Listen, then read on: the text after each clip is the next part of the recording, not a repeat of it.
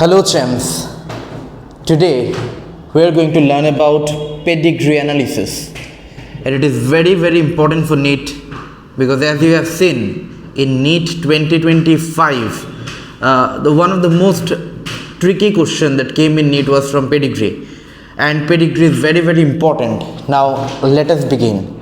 So what do you mean by this pedigree analysis? So by this pedigree analysis you will be able to know that একটা specific disease কোন জেনারেশনে গিয়ে effect করে, কার কার মধ্যে probability থাকে ওই ডিজিজটা হওয়ার, নেক্সট জেনারেশনে কার মধ্যে ডিজিজটা ইনহেরিট হবে, একটা ফাদার থেকে একটা ডটারের মধ্যে কোন ডিজিজ যাবে, একটা ফাদার থেকে তার সানের মধ্যে কোন ডিজিজটা যাবে, কোন ডিজিজের কার মধ্যে যাওয়ার প্রবাবিলিটি বেশি, that we are going to learn in pedigree analysis.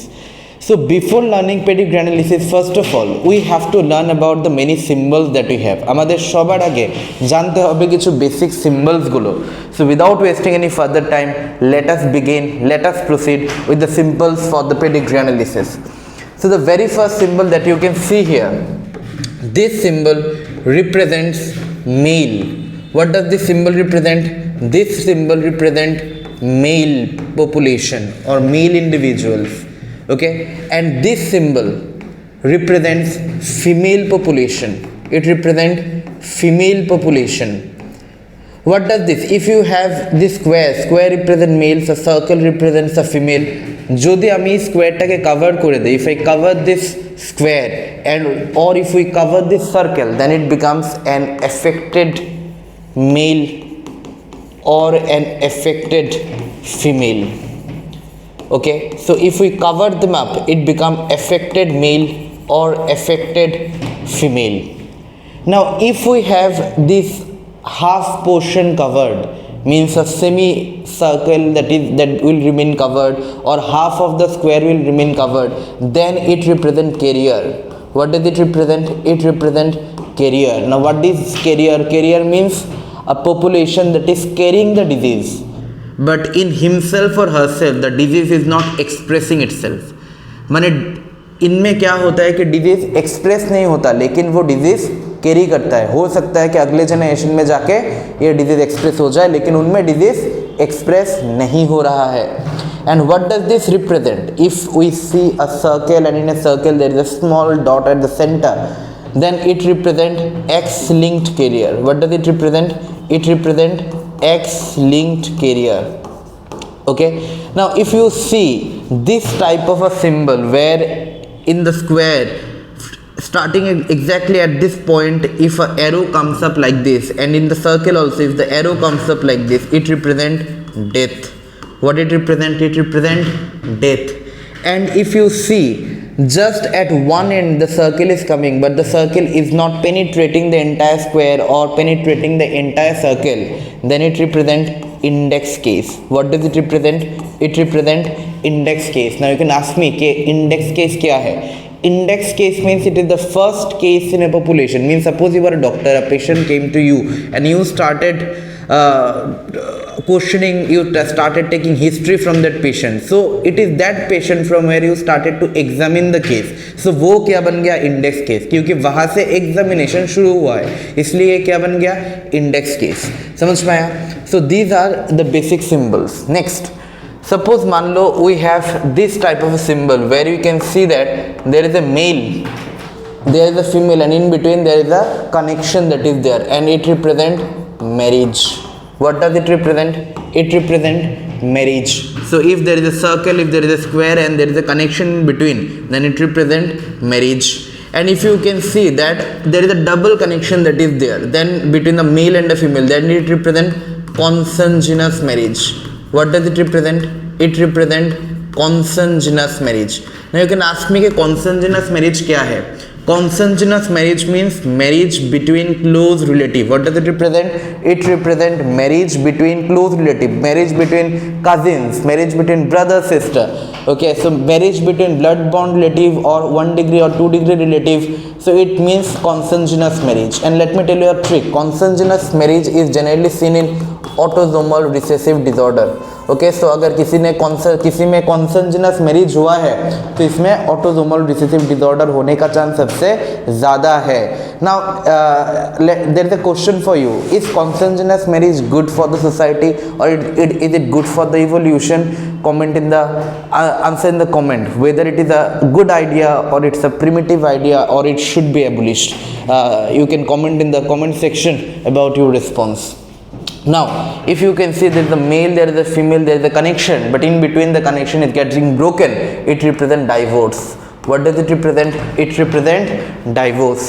Now if you see this type of male and female and there is a third bracket that is there, it represents adapted population. It represent they are adapted. Okay, they are adapted. समझ में आया बात? So this symbol represent adapted. अगर connection टूट गया तो divorce.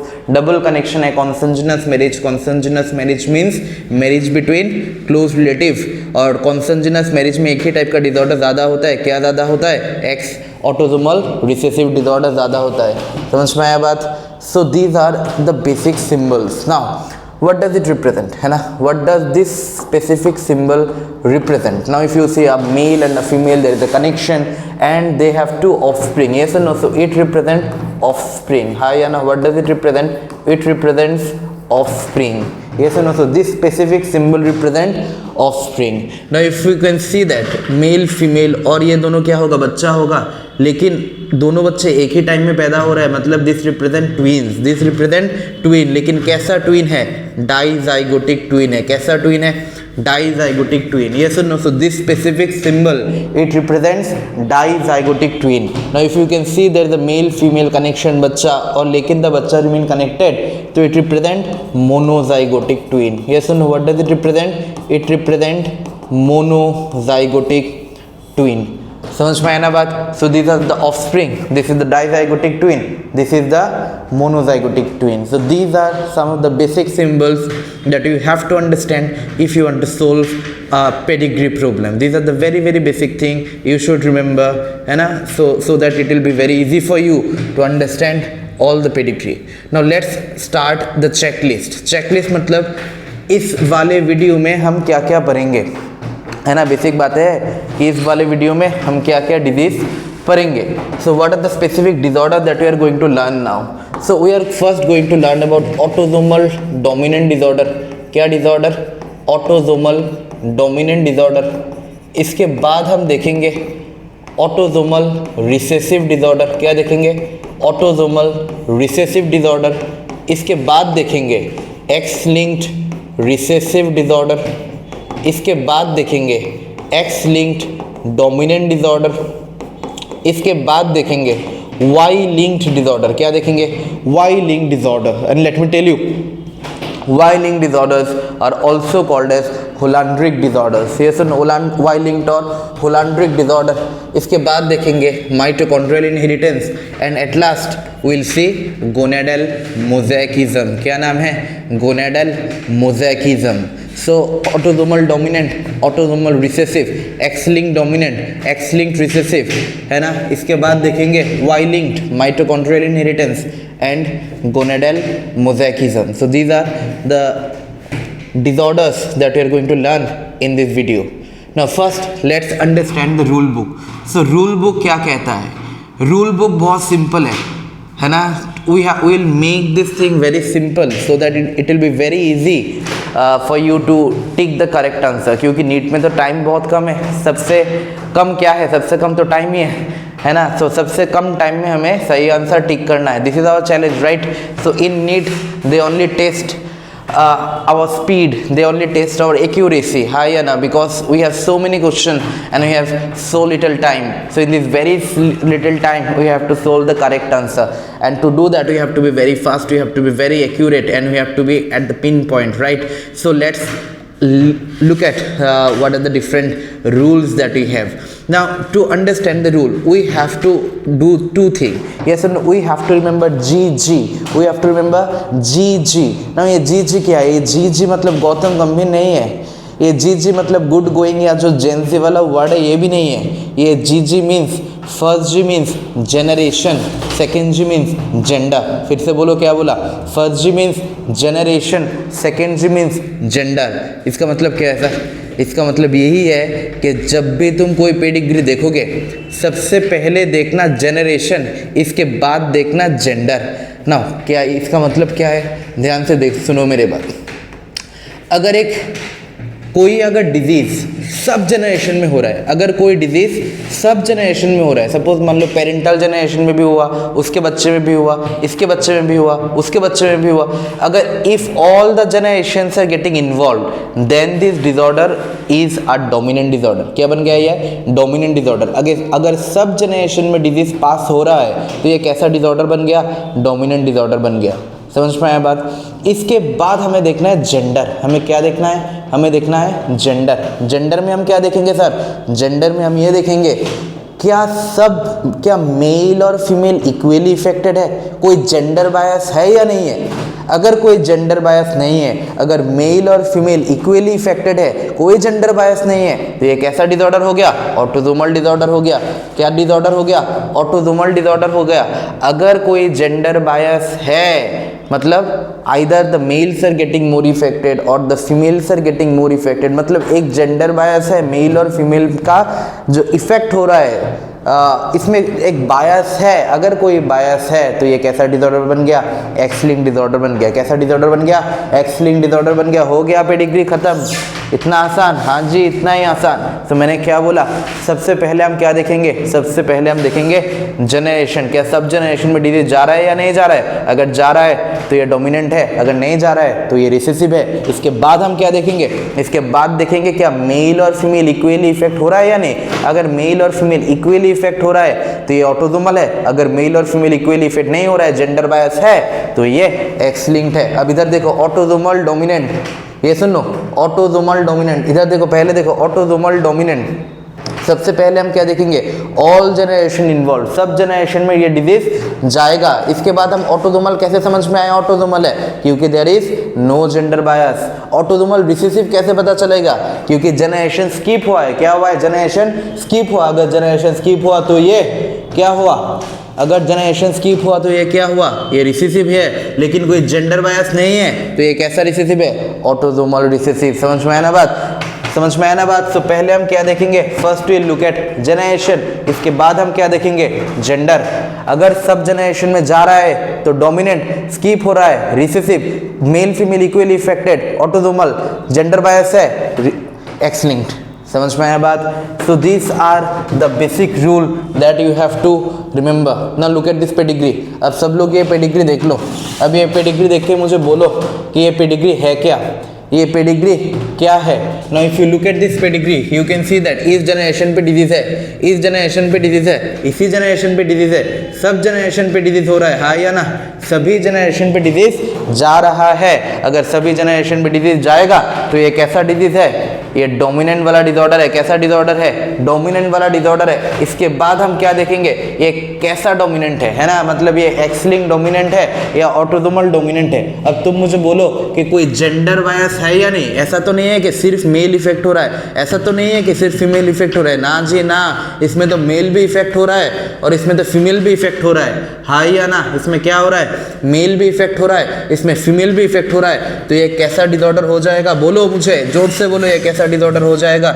ये हो जाएगा ऑटोसोमल डोमिनेंट डिसऑर्डर। ये कैसा डिसऑर्डर हो जाएगा? Autosomal dominant disorder. कैसा डिसऑर्डर हो जाएगा? Autosomal dominant disorder. ये सुन लो। अब इधर देखो, what is the rule? Rule is all generation are involve, हाँ या ना? सब जनरेशन इन्वॉल्व हुआ या नहीं हुआ? हो गया सर। इसके बाद कोई जेंडर बायस है क्या? नो सर, कोई जेंडर बायस नहीं है। So all generation are involve, no gender bias. से कैसा डिसऑर्डर है? Autosomal dominant disorder. Now come to the next pedigree. All of you give you full concentration in this pedigree. ध्यान से देखो ये पेडिग्री। इसमें देखो क्या हो रहा है? इस जनरेशन पे डिजीज है, इस जनरेशन पे डिजीज नहीं है, इस जनरेशन पे डिजीज नहीं है, फिर से इस जनरेशन पे डिजीज आ गया। मतलब क्या हुआ? जनरेशन स्किप हुआ। अगर जनरेशन स्किप है तो डोमिनेंट है या रिसेसिव है? जोर से बोलो, ये क्या है? ये रिसेसिव है सर। पक्का? हाँ जी, ये रिसेसिव है। लेकिन कैसा रिसेसिव है? ये ऑटोसोमल ऑटोसोमल है या एक्स लिंक्ड है। इधर देखो ये फीमेल भी इफेक्ट हो रहा है, इधर मेल भी इफेक्ट हो रहा है, कोई प्रीडिस्पोजिशन नहीं है, कोई जेंडर बायस नहीं है, तो ये कैसा रिसेसिव होगा? Autosomal recessive. कैसा रिसेसिव होगा ये? This is going to be autosomal recessive. What type of recessive it is? Autosomal recessive. हाँ या ना? कैसा रिसेसिव है? Autosomal recessive. अब देखो रूल देखो, कोई जेंडर बायस है या नहीं है? There is no gender bias. Generation skip हुआ या नहीं हुआ? 100 जनरेशन स्किप हुआ, तो ये कैसा डिसऑर्डर है? ऑटोसोमल रिसेसिव डिसऑर्डर है। Now all of you look at this pedigree. अब सब लोग ये पेडिग्री देख लो। अभी ये पेडिग्री देखो, इस पेडिग्री में व्हाट इज दिस? देखो इस जनरेशन पे इधर डिजीज है, हाँ या ना? इधर डिजीज है या नहीं है? इधर डिजीज है। इसके बाद देखो ये वाले जनरेशन पे, all of you look at this, ये वाले जनरेशन पे इधर डिजीज है या नहीं है? इधर तो सर जी कैरियर है। इधर क्या है? इधर कैरियर है, हाँ या ना? इधर क्या है? इधर कैरियर है। Look at this, all of you look at this. ये वाला देखो, इसमें क्या है? इधर डिजीज है। इधर कोई डिजीज है या नहीं? नहीं, इधर कोई डिजीज नहीं है। फिर इधर डिजीज है, तो ये डोमिनेंट है या रिसेसिव है? ये रिसेसिव है। क्यों रिसेसिव है? क्योंकि जनरेशन स्किप हो रहा है। नाउ एक चीज ध्यान से देखो, इधर ये वाला सिंबल दिख गया ना तुम्हें? एक सर्कल है, सर्कल के बीच में एक सेंटर है। अगर सर्कल के बीच में सेंटर है तो ये क्या है? कैरियर है। लेकिन कैसा कैरियर है? X linked carrier. ये सुनो, कैसा कैरियर है? X linked carrier. हमें पता है कि ये रिसेसिव है, हमें पता है कि ये एक्स लिंक्ड है, तो ये डिसऑर्डर कैसा होगा sir ji? X linked recessive disorder होगा। कैसा डिसऑर्डर होगा? एक्स लिंक्ड रिसेसिव डिसऑर्डर होगा। And let me tell you a trick, अगर एक्स लिंक्ड रिसेसिव डिसऑर्डर है, ध्यान से सुनो मेरे बात, अगर एक डिसऑर्डर एक्स लिंक्ड रिसेसिव है, तो अगर ये फीमेल है तो फीमेल नॉर्मल फीमेल कैसे होता है? X x. अगर कैरियर है, अगर कैरियर है तो कैसे होगा? एक्स सी एक्स। अगर इफेक्टेड है, अगर इफेक्टेड है तो ये कैसे होगा? एक्स सी। लेकिन in case of male it is separate. अगर नॉर्मल है तो एक्स वाई, और अगर इफेक्टेड है, अगर इफेक्टेड है तो क्या होगा? X C Y. मतलब क्या? मतलब male can never be carrier in X linked recessive disorder. Let me tell you again, male can never be a carrier in X linked recessive disorder. अगर ये एक्स लिंक्ड रिसेसिव है तो mail कभी career हो ही नहीं सकता। Now all of you look at this, अगर ये नॉर्मल है एक्स एक्स, अगर ये डिजीज है तो एक्स डी वाई, ये कैरियर है तो एक्स एक्स डी। ये सुनो, ये नॉर्मल है एक्स वाई, ये कैरियर है X X D, normal X X, affected X D Y, normal X Y. समझ में आया ना बात? So that's how you can solve the pedigree. Yes or no? If you even become confused, I will give you a trick to understand, to differentiate between X-linked recessive disorder and an autosomal recessive disorder. हाँ या ना? अब इधर देखो, clear ना? Understood? Now look at this. तो usually अब एक चीज ध्यान से देखो, ये वाले डिसऑर्डर में, ये वाले डिसऑर्डर जो एक्स लिंक्ड रिसेसिव वाला डिसऑर्डर है, एक्स लिंक्ड रिसेसिव वाले डिसऑर्डर में फीमेल ज्यादा से ज्यादा कैरियर ही बनता है और मेल हमेशा इफेक्टेड रहेगा। क्या सब मेल इफेक्टेड रहेगा? ना जी ना, सब मेल इफेक्टेड नहीं रहेगा, लेकिन ज्यादातर मेल इफेक्टेड रहेगा। फिर से बोलो, क्या बोला? ज्यादातर मेल इफेक्टेड रहेगा, लेकिन सब मेल इफेक्टेड नहीं रहेगा। And females are usually carrier. Now look at this, male affected, male affected. कोई फीमेल इफेक्टेड है या नहीं है? नहीं है। फीमेल क्या है? फीमेल कैरियर है। मेल क्या है? Males are affected. So usually males are affected, usually females are carrier. Now मुझे एक चीज बताओ, क्या फीमेल कभी इफेक्टेड हो सकता है? क्या फीमेल कभी इफेक्टेड हो सकता है? Can female be diseased in X linked recessive disorder? क्या फीमेल इफेक्टेड हो सकता है? अब ध्यान से सुनो मेरी बात, फीमेल को अगर इफेक्टेड होना है, अगर फीमेल को इफेक्टेड होना है तो मतलब क्या? फीमेल को एक्सी या एक्सडी ऐसा बनना पड़ेगा, हाँ या ना? फीमेल को एक्सडी ऐसा बनना पड़ेगा। और फीमेल को एक्सडी कैसे, ये कैसे पॉसिबल होगा? ये ऐसे, अगर ये पॉसिबल तब होगा जब जो फीमेल पैदा हुआ है उसका मम्मी भी डिजीज्ड हो और उसका फादर भी क्या हो? डिजीज्ड हो। फादर भी डिजीज्ड, मदर भी डिजीज्ड। अगर दोनों शादी करेगा तो जाके बच्चा भी डिजीज्ड होने का चांस है, व्हिच इज वेरी अनलाइकली, जो कभी नहीं होता है और बहुत रेयरली होता है। तो किस कंडीशन पे फीमेल कैन बिकम डिजीज? ध्यान से सुनो मेरी बात। All of you heard about monosomy x Turner syndrome. Monosomy x Turner syndrome का क्रोमोसोम नंबर क्या है? 44A plus XO। मतलब इसमें क्या है? एक ही एक्स क्रोमोसोम फंक्शनल है, दूसरा एक्स क्रोमोसोम तो फंक्शनल है ही नहीं। ये क्या है? Turner syndrome. ये क्या है? Turner syndrome. टर्नर सिंड्रोम का और एक नाम क्या है? Monosomy x. क्या नाम है? Monosomy x. और टर्नर सिंड्रोम में एक ही क्रोमोसोम फंक्शनल है। अगर वो फंक्शनल क्रोमोसोम डिजीज्ड हो जाए तो ये क्या बन जाएगा, ये क्या बन जाएगा, फीमेल कैन बी डिजीज्ड। ये सुनो, फीमेल कैन बी डिजीज्ड। ये सुनो, और एक चीज होता है in some female, in most of the female क्या होता है, there is a symbol which is called as Lyon's hypothesis. क्या नाम है इसका, लायंस हाइपोथेसिस। अब ये लायंस हाइपोथेसिस क्या बोलता है, लायंस हाइपोथेसिस बोलता है फीमेल में 2 एक्स क्रोमोसोम रहता है लेकिन there is random inactivation of 1 X chromosome. 2 X chromosome में there is random inactivation of 1 X chromosome. तो एक ही एक्स क्रोमोसोम फंक्शनल है, अगर वो फंक्शनल एक्स क्रोमोसोम में डिजीज्ड हो गया तो ये क्या बन जाएगा, female can be diseased. So female can be diseased in 2 condition. First is Turner syndrome which is called as monosomy X, second is the Lyons hypothesis जिसमें there is random inactivation of 1 X chromosome। अगर एक X chromosome functional मतलब non functional हो गया तो एक ही functional है, अगर वो ही फंक्शनल X क्रोमोसोम में डिजीज आ गया तो ये क्या बन जाएगा, डिजीज हो जाएगा। So only in this 2 condition female can be diseased in X-linked recessive disorder। Now all of you look at this pedigree, if you look at this pedigree, इसमें डिजीज है, इसमें डिजीज है, इसमें डिजीज है, तीनों में डिजीज है, तो ये डोमिनेंट है या रिसेसिव है, हाँ जी सर जी, ये तो डोमिनेंट है। अब सर जी बोलो ये कैसा रिसेसिव है, क्या ये ऑटोसोमल रिसेसिव है और ये एक्स लिंक्ड रिसेसिव है, ध्यान से बोलो मेरे बात, क्या ये ऑटोसोमल रिसेसिव है और ये एक्स लिंक्ड रिसेसिव है।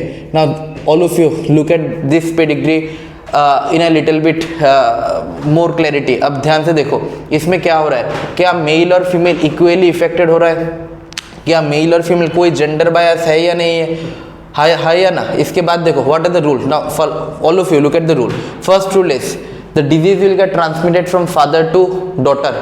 ये सुनो, इसके बाद देखो 50% of the children will be affected. Now what does this mean, what does this mean, look at this, ध्यान से देखो मेरे बात, ध्यान से देखो मेरे बात। सो बात क्या है, ये जो डिसऑर्डर है, ये डिसऑर्डर क्या है, this disorder is x linked dominant disorder.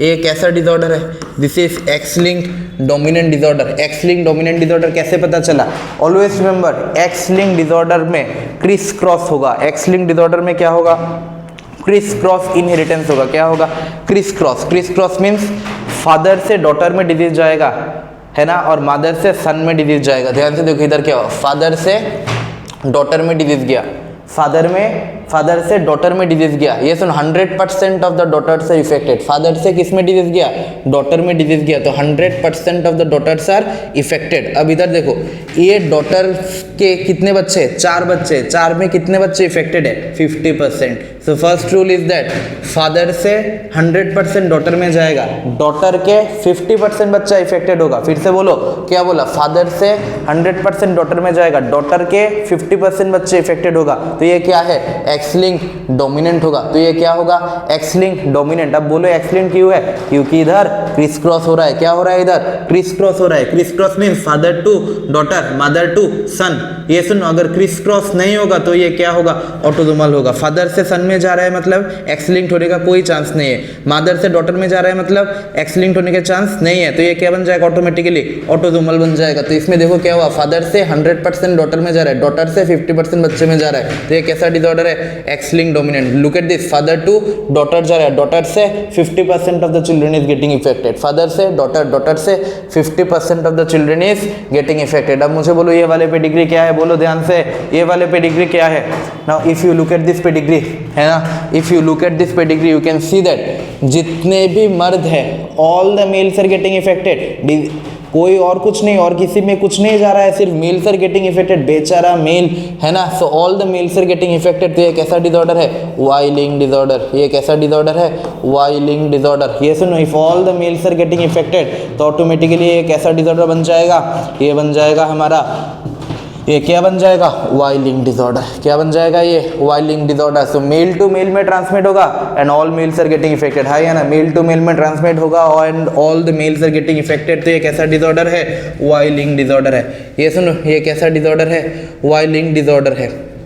ये सुन लो ना, all of you now look at this. अब ये वाले पेडिग्री देखो, अब ये वाले पेडिग्री देखो, दो जो नीट यूजी बच्चे हैं, this pedigree there is very little chance of this thing to come. लेकिन फिर से बोल रहा हूँ, देखो इधर क्या है, फर्स्ट जनरेशन में कोई इफेक्टेड नहीं है, सेकेंड जनरेशन में एक मेल और एक फीमेल इफेक्टेड है ना। अब इसमें देखो क्या है, variable number of kids are affected, variable number of kids are affected. ये सुनो, मतलब कोई स्पेसिफिसिटी नहीं है, variable number of kids are affected and it is a post zygotic mutation, zygote बनने के बाद म्यूटेशन हुआ, जाइगोट बनने का बाद म्यूटेशन हुआ, कोई जेंडर बायस नहीं है ना। तो ये क्या है, दिस इज गोनेडल मोज़ेकिज्म, ये क्या है, दिस इज गोनेडल मोज़ेकिज्म। ये सुन, what is this, this is gonadal mosaicism. So gonadal mosaicism क्या है, it's a post zygotic mutation, कोई जेंडर बायस नहीं है, जाइगोट बनने के बाद म्यूटेशन हुआ है, हाँ या ना। Now all of you look at this pedigree. अभी इस वाले पेडिग्री में देखो, ये इफेक्टेड है, ये सुन लो, इससे ये, हाँ या ना। Now all of you give a full look into this pedigree, but before looking into this pedigree let me tell you the rule. देखो क्या होगा, mother will be affected, mother will be affected, mother से सब बच्चे affected होगा। ये सुनो, अब ये जो बच्चे इफेक्टेड हुआ उसमें female offspring transmit the disease further, male offspring don't. ध्यान से देखो मेरे बात, मैंने क्या बोला, फर्स्ट देखो क्या हुआ, मदर इफेक्टेड है। ये सुनो, फर्स्ट क्या हुआ, मदर इफेक्टेड है, मदर के देखो कितने बच्चे हैं, 4 बच्चे हैं, चारों के चारों बच्चे में डिजीज जा रहा है, हाँ या ना। इसके बाद देखो जो फीमेल बच्चे हैं उसके ही नेक्स्ट जनरेशन में डिजीज जा रहा है, जो मेल बच्चे हैं उसके नेक्स्ट जनरेशन में डिजीज नहीं जा रहा है। फिर से बोल रहा हूँ, मदर इफेक्टेड है, मदर के सारे बच्चे में डिजीज जा रहा है।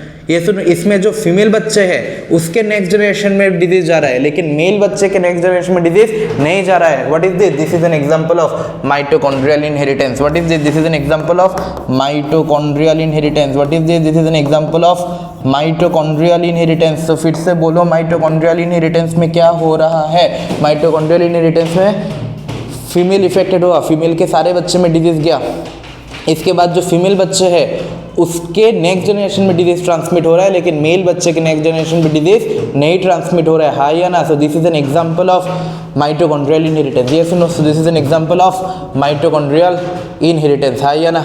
So this is all about pedigree, है ना। These are the basic funda about the pedigree, and we in our main classes we discuss much more about pedigree.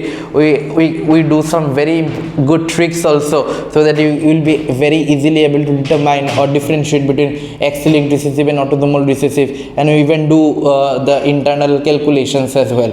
So thanks a lot for watching this video. Have a good day.